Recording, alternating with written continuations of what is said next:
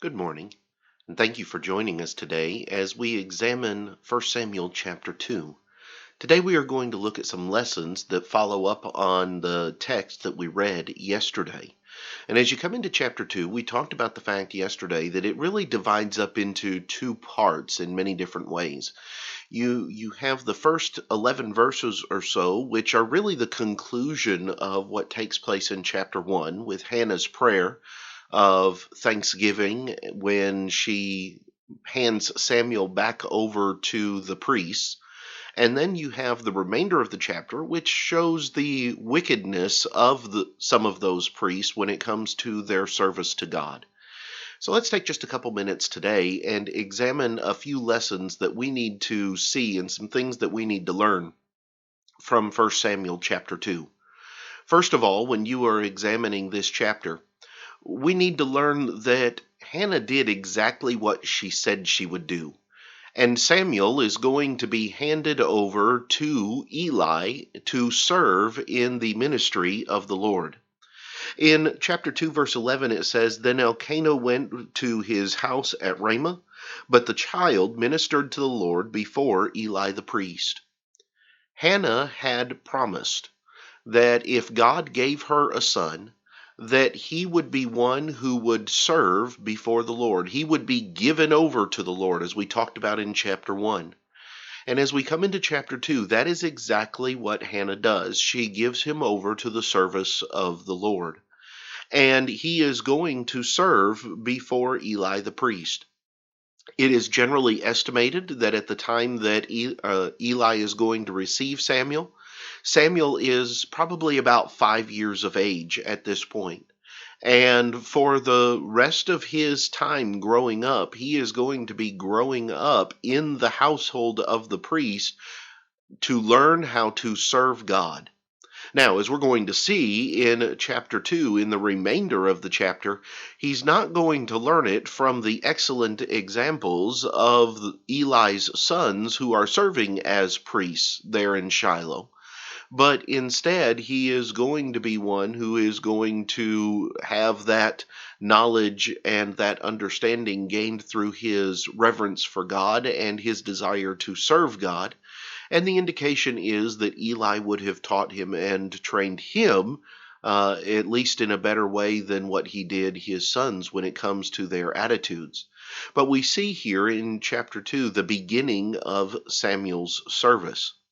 The second lesson I would like us to pull from 1 Samuel chapter 2 comes down in verse number 17.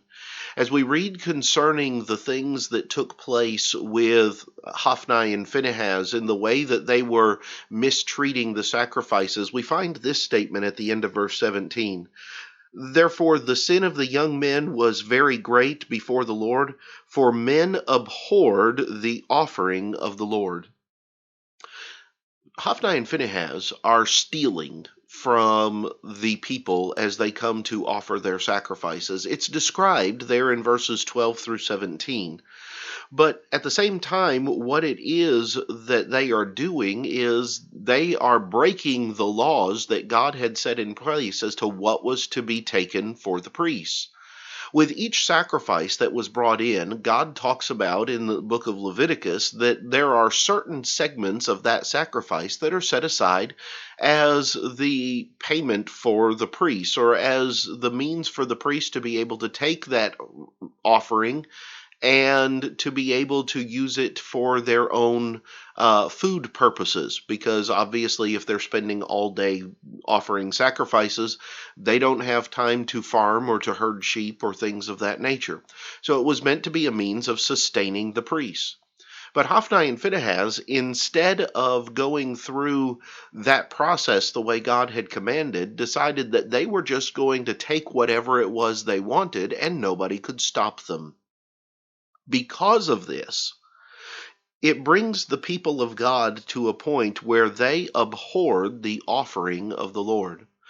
The word there for abhorred is the Hebrew word na'atz, and it means to despise, to degrade, or to think of as nothing.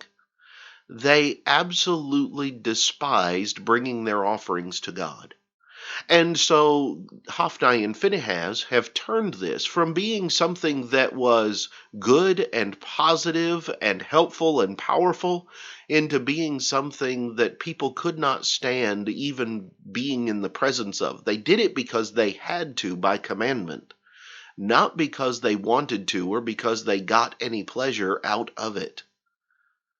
You know, when people turn what God said to do into something that it's not, into something that it was never intended to be, it never leaves things going well in the hearts of men. People always wind up looking for something else or looking for more or despising what it is that they see and hear. And you know, so many times when people speak today of despising religion or despising the hypocrisy that's in religion and things of that nature, it's because what they have seen and what they have experienced is very much along the standards of Hophni and Phinehas. And yet they think that's all there is. It causes people to abhor the service of the Lord. But the third thing that I want us to notice from 1 Samuel chapter 2 this morning is found beginning down in verse 23 and going down through the remainder of the chapter. And it is really going to be a condemnation of Eli because of Eli's actions. Now, Eli was not going out and stealing. Eli was not going out and taking things from the people, but Eli had lost institutional control. Eli had no control over his sons. He would go through and he would talk to them, as we see in verses 23 and 24, and he'd basically say, this isn't a good thing. You're not doing what's nice. You really need to shape up your act. But then he never did anything. There was never any punishment that was involved. For the things that Hophni and Phinehas were doing, the law was very clear that they should have at the very least been removed from their responsibilities as priests, which they weren't. And at most, they would have been legally able to have been put to death for their actions, especially for their adultery. And yet neither of those things takes place. Eli is going to be one who has no control over his priests that work for him. And that is in part because of his relationship with them as sons. And so it is that his house is going to receive a very strong condemnation from the Lord because of the fact that they were not willing to do what needed to be done.